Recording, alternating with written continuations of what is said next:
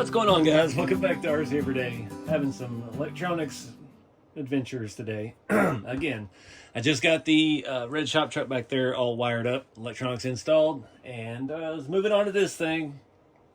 And I've got this little ESC. I'll try to put a link below. This was Amazon. This was the only one that was 3S capable because it's what I pretty much run in everything. Apparently the servo that I used in this truck is not 3S capable. Just powered on. I disconnected it. Steering servo unplugged, so I can show you what we got. This little ESC is hooked up. I gotta figure out, I'm probably gonna have to solder the wires here. I've got it set up on my Noble Pro Plus on the 3-position switch, so it's closed right now, so it's in the middle.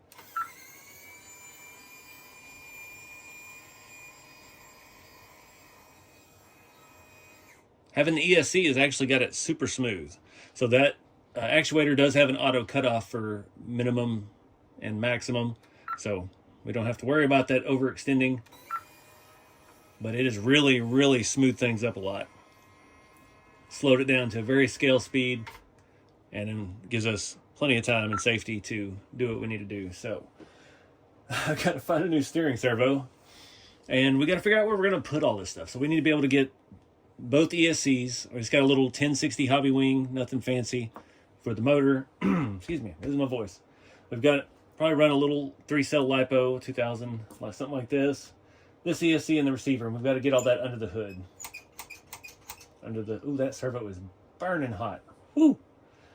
So yeah, we got to find a new steering servo because all of our stuff is going to be based on top of that.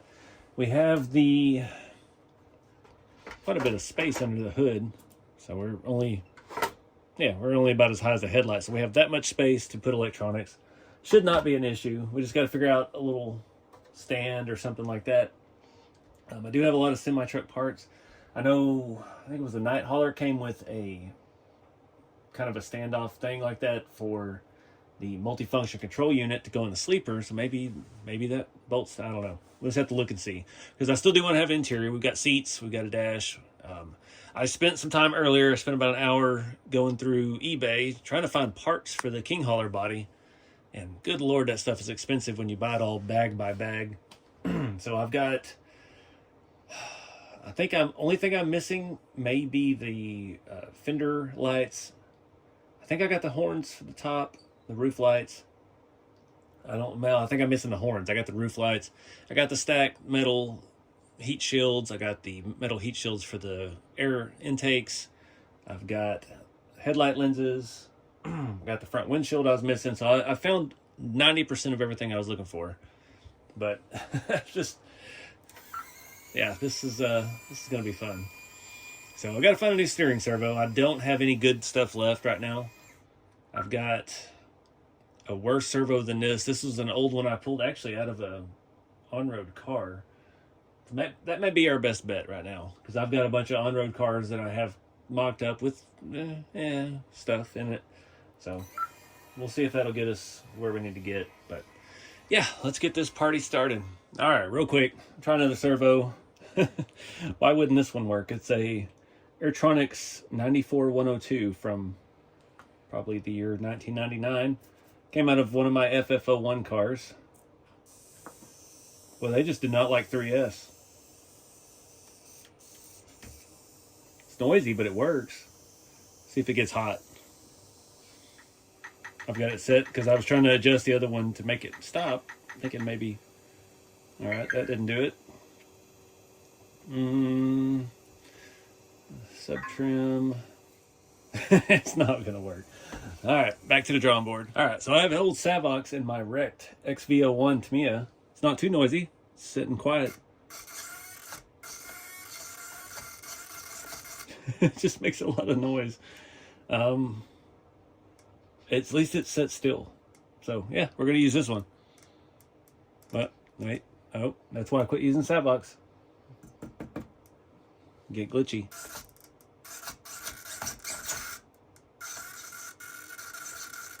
It has way too much torque for that stock Tamiya servo saver, but that's what we're going to put on it again anyway, so at least it's quiet. All right, so I got my Lesu drive shaft from Semi Joe's truck shop today. Took forever because of the weather. Unfortunately, they had a blizzard up there. The 125 to 165 is what I got. Should work very snugly. We may have to take the rear end loose to get it to fit in. But again, we don't have any forward travel on this suspension setup, so this is going to work out just nice. We're going to have just barely any of that. That makes it stronger. Not sure it's needed on this. We'll see how this thing drives once it has a few pounds of dirt in the back. But I forgot the best way to do this. Should I take the transmission loose or should I take the rear end loose? Problem with taking the rear end loose is it's going to pivot this way and it's not going to be easy to get in. But again, like I said, we're not getting any drive shaft draw in or whatever you want to call it with that suspension movement with this Lesu airbag setup, but sure does look good. It's not the most scale, it's not the most functional. It's going to wreck the pinion angle, but we don't have but a 1/4 inch of travel anyway, so yeah. Let me do some brainstorming, figure out the best way to attack this. I think the best way is to cheat. I took one of the forward link mounts out. I'm going to try to squeeze this bad boy in there. I press, oh, okay. I guess I squeezed enough off camera. Well, let's get that back in before we really screw something up. That may be a problem. Come on. It's got a rubber bushing in there just like a real truck would have, and it is not playing nice with anything else I've got going on. Little cooperative thread. Still got the nut attached to the pliers. Bada boom, bada bing. So I am going to Loctite all the set screws. The Lesu shafts have a set screw on both sides. I don't want to over tighten that screw because, yeah, we over tightened it. It's going to affect how the truck handles. If we start having sagging issues with hauling weight, then we can tighten them up a little bit. Just barely any of the thread sticking out of that lock nut. So we get there's 2 different sizes of M3 grub screws. We'll get those out, get this thing tightened up. Get my Tamiya Loctite. We'll be good to go. I'm gonna open this baggie. Note to self, let's turn the transmission where you need it first. Trying to get this thing lined up. It is not one to turn. This is a pretty high gear reduction unit. I really want to get brave. We could stick a flathead screwdriver in the motor housing there and spin it.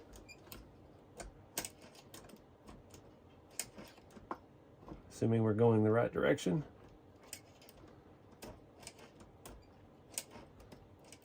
I'm pretty heavy on the Loctite on this because I only want to do it once.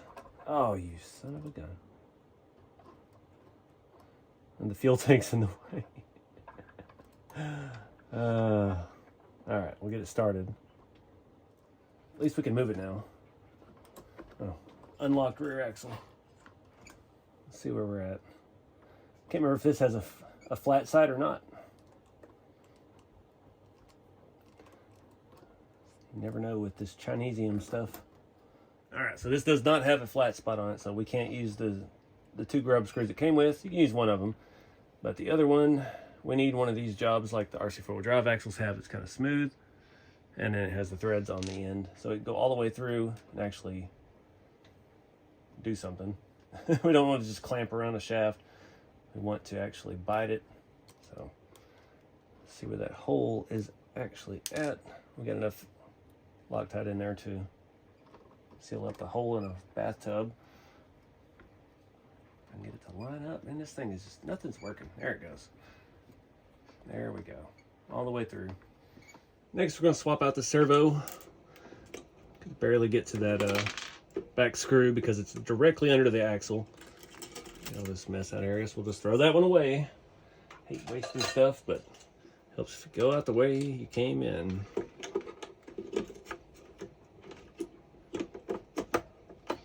That'd be about right. This one's fits different. So I did have that servo on, so it is already centered, thankfully. We're just going to rock 2 screws in it because this is not hauling that much weight. I re-magnetize my tools here. I feel like this servo's just like, kill me. I used to think, when I first got into it, I thought Savox was the ultimate servo. I thought they were the best. And man, they just made a bunch of racket. So I've been slowly replacing every single thing I own. Where is she starting?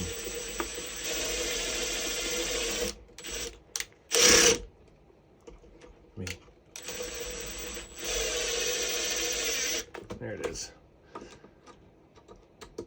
All right, where is the other piece of the servo horn now? Get it as centered as we can, where it wants to live and be happy, and hope that it has the same type thread pattern as our other one. I ended up using that giant screw on that last servo because the inside was stripped out. Imagine that. That servo didn't want to work. As long as we can get enough bite on this, it'll be good.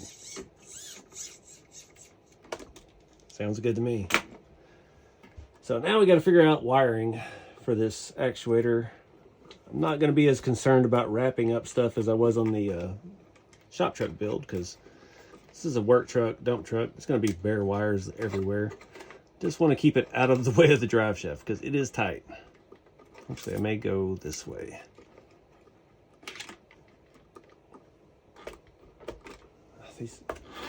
So used to dealing with locked axles. So that should clear us. All right, let's do a little function test to make sure before we move on. Oh, great, it's not centered. And it's backwards. That's really bad. All right, we're gonna have to take that back off. Dare we plug in the motor and ESC just to see? Usually it's the opposite. You don't want to put yellow to yellow, but we'll try it and see. Sometimes it works, sometimes it doesn't. All right, it's gonna work. It's pretty touchy. We do have some control over that with the radio. We can kind of dial back the throttle, but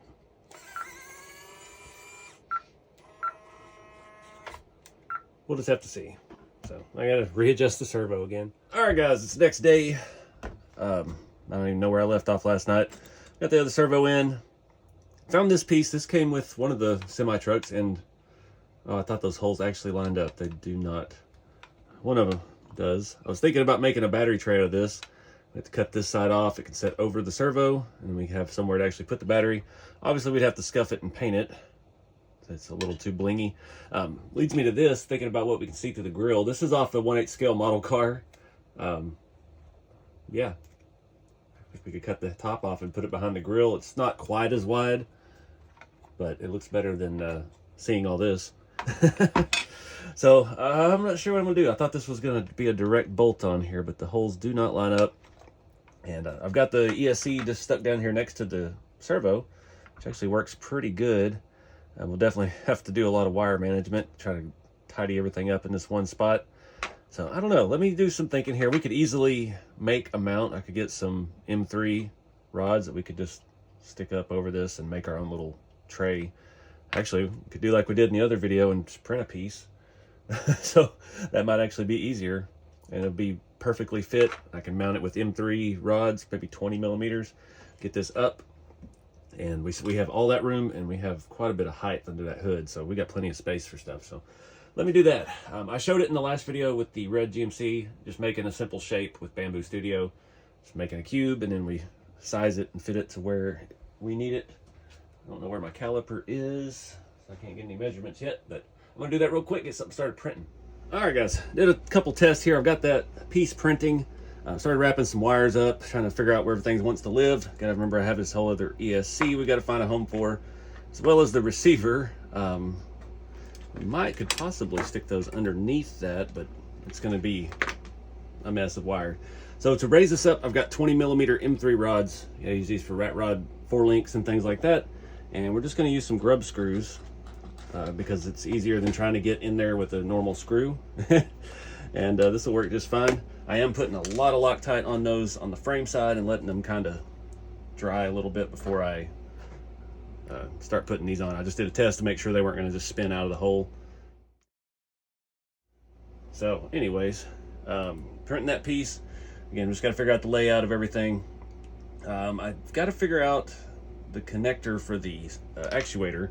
I don't have any of those. Well, I might have something I could steal, but it can't cut a connector off another wire, and you'd have to recrimp it. So I don't know exactly how we're gonna attach those wires yet. Off to a slow start today. So we could just hardwire it straight to the ESC, I guess. I don't know if I have any butt connectors that are that small. I don't know. I also put some electrical tape, or the cloth tape, around the servo to hide the orange Savox thing through the grill. I was looking at this front aluminum motor mount. You can see it pretty well through the grill. Half the screws are stripped. It's a curse of putting it together early on with the scale hardware instead of swapping it out at the end when we were done. Is a couple of those are stripped, and I can't get them out of that metal aftermarket cross member. So I'm not sure yet if we're gonna try to paint it on the truck. Thought about maybe putting some tape over it, but it's not gonna stick because it's hollow. So anyways, lots of options. The grill does sit right up against that, so this is gonna have to be cut down. I'm hoping maybe I could just make a little simple mount, bolt it or something to that so it stays with the chassis when we take things apart. This one we're not going to be able to hold underneath because of the servo. Let's see if we can get that to screw down. These little M3 rods are used in computers, like circuit boards and what do you call them? The big places that have tons of them, like data centers and things like that, for stacks, for stacking boards off of each other. So you get them in all different lengths, but that's how I find these on Amazon so cheap. I'm not buying, aftermarket M3 rod sets for crawler kits that cost 30 or 40 bucks. I'm buying just M3 generic spacers in every length I want on Amazon you can get a pretty good deal depending on the size. So it's definitely a good resource to have when you do these custom builds, because like all the hot rods, the rat rods, I do very short 4-length. So I have an assortment of, I got 20, 25, 30, 35, 40, some miscellaneous stuff with all my spacers. Get the spacers from Team K&K, and these M3 grub screws. You get a big multi-pack on Amazon. I think it's in the my Amazon store link below as well. Well, all this stuff is actually. So if you're doing custom building, it's a really good resource to have.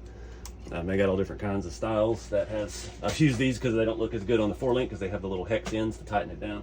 But anywho, we'll get back to plan. I think I'm wrap this up, get this shoved down in there, and figure out if we can actually stick it after I just put tape on that side that's fuzzy. That was a good plan. I don't know. We got to get our battery cable where it sticks up where we need it, or where we can get to it. I need our on switch somewhere where we can get to it. That's going to be a challenge. I've got to see how much space we actually have in the fenders to access stuff, and there's not a lot. Awesome. All right, guys, did a function test after I got stuff wrapped up. It's hideous. I ain't gonna lie to you, but we're about to put that plate on the top of this. It's designed, the servo or the receiver is going to be up top some way, shape, or form, and I've got to figure out where to mount the power switch still. The ESC is actually just wedged in there. It locked into place and stays really well with that wiring. Our ESC for the actuator is gonna just kind of live right underneath here. Tuck some of these wires together, and all of this is gonna be hidden under my beautiful plate that's just about done printing. So we got to figure out somewhere for this good. It needs honestly to be further back, maybe on the side of the shock tower, and I could reach that. But just did a little function test. I still got to splice this together. I haven't figured out how I want to do that yet. I don't really feel like getting a soldering gun. I did discover I don't have any good servos that aren't in crawlers at the moment. Yeah, all my reef stuff they all get bought for a specific vehicle, so I don't use those in anything else. But anyway, that servo had a cut wire, so it explains some of the glitchiness that it has today that it didn't last night. There we go. It's quiet. So anyway, I did also use a paint pen. Horribly painted that black. I mean, it's a patina truck, so if it doesn't look great behind the grill, cool. I'm still thinking about this. It almost, if I hadn't cut this years ago to try and mount onto something else, we could have just bolted this straight to the servo mount and had our wires and everything tucked up perfect and just cut it to the height we need. Does not appear that I've left enough material. Actually wants to stay right there. Dang. So we'll figure out something for that. My plate should be done now, so all I gotta do is mark the holes, drill them out, bolt that on, figure out where everything lives. I'm thinking on this, it's just gonna be a battery strap. We'll just put it around that piece, call it good.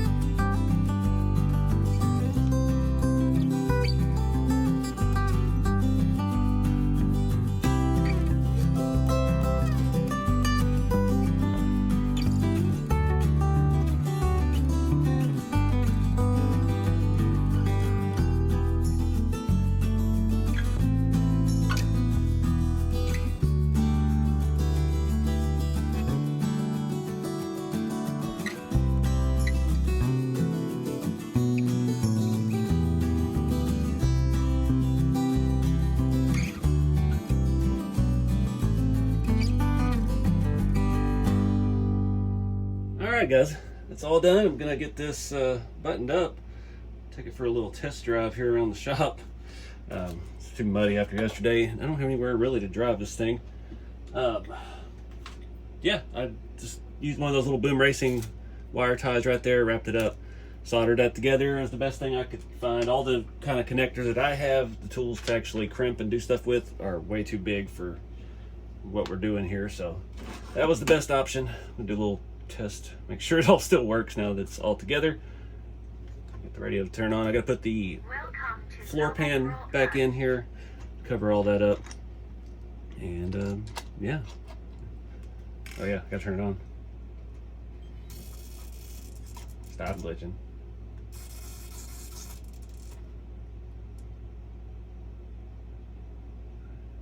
I did this earlier. I didn't have throttle until I did. So that's working fantastic. The main goal is accomplished here. Why do I not have throttle? All our battery voltage is down to 6 volts, so it could be a safety cut. I haven't charged the battery in a very long time. Need to address that real quick. Dang it. Let's make sure this all fits on. Servo sound like a fire there for a second. All right, let me get that back up. Oh.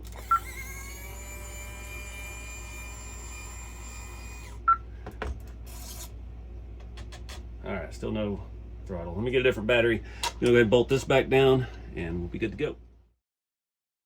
All right guys, it's acting a little strange. I charged the battery back up, got it at like 80%. Didn't work for a while. So it just, I don't know, started working. This rear axle setup is awful. The suspension. And plus I have a drag brake set on the ESC. I was thinking I need to be able to stop the truck to stay put when I'm dumping bed, but this cheap little ESC is very aggressive. Trying to figure out what's going on. It's just standing up when we give it throttle, so you know what it needs? A bunch of weight in the back. That would probably help with that. That's pretty cool. Kind of like the real deal. Still a little too fast, I think, but sort of swapping in a higher turn motor. The body is not setting straight right now because we don't have those metal mounts on the base plate. Unfortunately, there was no way around it. There was no way to put the battery somewhere without having to take the body on and off. So I'm hoping maybe I could do like my grub screws. I could do on the TF2s where we can just kind of snap the body around them, and way we can remove it easier. Again, it's not going to be something I'm going to be driving a whole lot. That little radiator in there was kind of cool. You can still kind of see around it, but it just adds some depth. Where I blacked out, that other piece looks just as bad as the radiator. A radiator's life is limited. That bottom material is super thin. I drilled some holes in it, and it's one of them's already kind of pulling out, so it is what it is. Get the body to stay straight.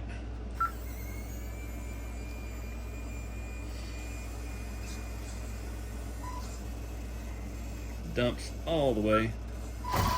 The suspension is awful. Definitely gonna have some issues with mud flaps, because that comes almost to the tire. I guess I could probably set on here a limit as far as how far. Well, it already automatically cuts off. I don't know. I'm not too worried about it. Again, this is just a fun build.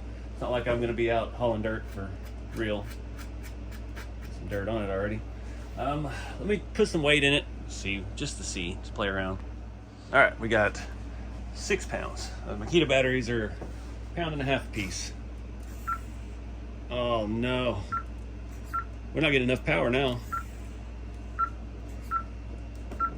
All right, guys, it's actually been a few days since I filmed all that. I was actually getting ready to edit, and I remembered, oh yeah, we have a problem. So it's easy fix. I've got this little jumper wire. It's an adapter that goes in with the Dean's connector and has a direct lead. So I had to pull the ESC for the actuator out, and we'll get that secured up here a little bit higher on this top deck where we had some room. So now we've got direct power going to that. We can leave this jumper in there, and we'll secure this in place. So now it has to get direct power, and it's not an issue. So we're gonna do some testing. It is a little bit faster again.